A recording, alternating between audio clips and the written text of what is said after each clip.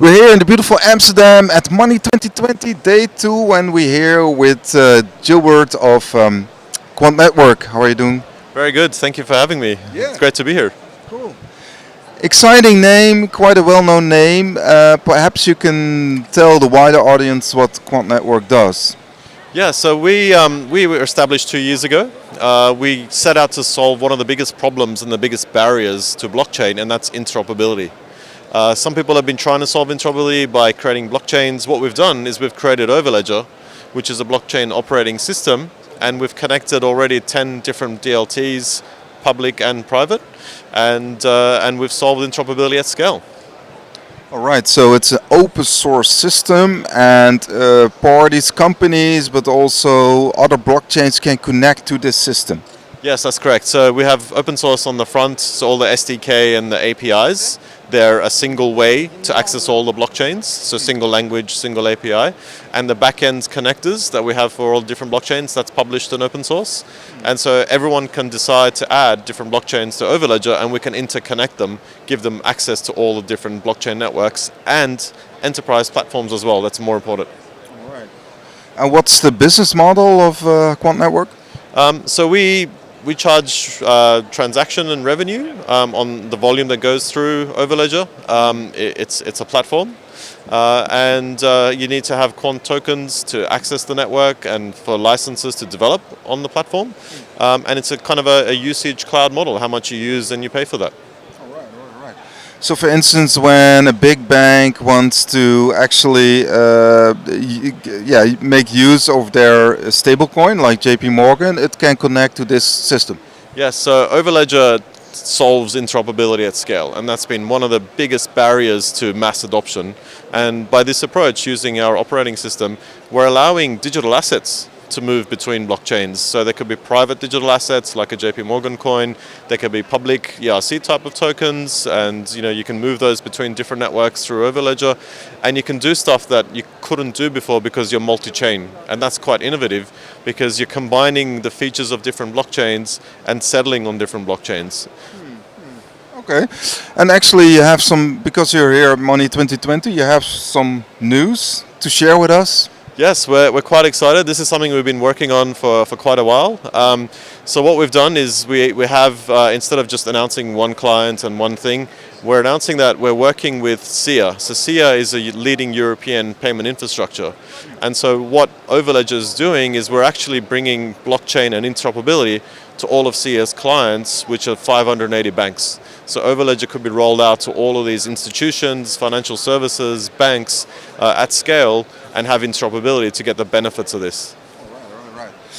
So actually the advantages for the finance sector, because do you get some traction here at Money 2020? Do you need to explain the technology a lot?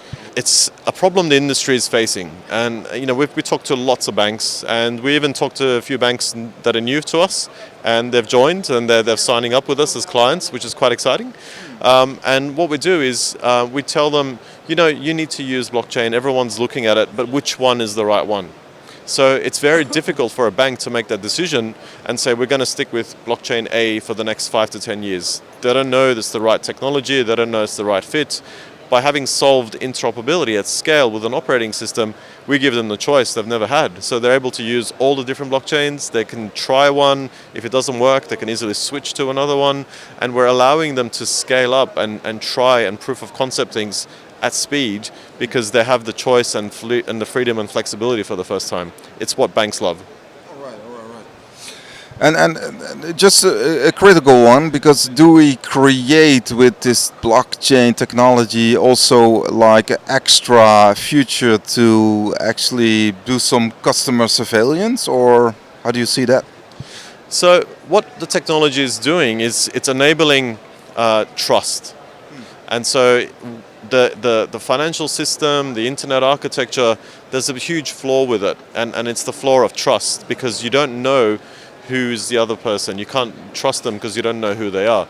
So blockchain allows you to solve this crisis of trust at a very global, scalable way, and it allows you to trust people you just can't trust because you don't know them. And so what we're seeing is enterprises are adopting this technology to create new business models, and they're getting new customers and they're creating new applications because they're able to do things they were never able to do before. It was very difficult. And I've worked in cybersecurity for 20 years. I ran the UK's payment infrastructure for the Bank of England as the chief security officer with a company called Vocalink, and I know how difficult it is to secure a very complex financial system, heavily regulated, heavily supervised, heavily audited. But using blockchain, it allows you to do that in a simpler way. And what we've done is, through interoperability, remove the barriers for adoption, allowed anyone to basically use any blockchain with 3 lines of code. And that's so unique. All right.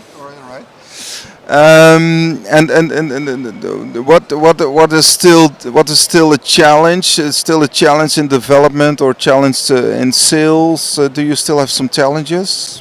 As a company or as an industry? Yeah, as a company. Yeah, I mean, we're a small company. We've only been around, a couple of years now, and we're scaling up and we're growing up very fast. So we've been accepted into 2 government scale-up programs that's going to help us expand. We're moving to the US. We've got clients in the US that we're working with in banking. And what we're doing is trying to mirror our model and expand in different countries. So for our challenge is trying to keep up. There's a lot happening for us, and we're doing our best. Yeah. All right. Maybe what kind of blockchains do you connect? Can you drop maybe a few names? Yeah. So we've connected what we call the Enterprise 5, and these are the private permissioned blockchains. So Hyperledger Fabric, Corda, the internal Ethereum, also Stellar and Ripple, and then the public permissionless ones as well. JP Morgan Quorum is the other one. And the public permissionless ones, we've done IOTA, Ripple, Stellar. This is the public networks, Ethereum, Bitcoin, and we're experimenting with more. So we're looking at EOS, we're looking at some new ones. For us, it's just another connector. So we've done 10 so far. Do you work with any Dutch banks?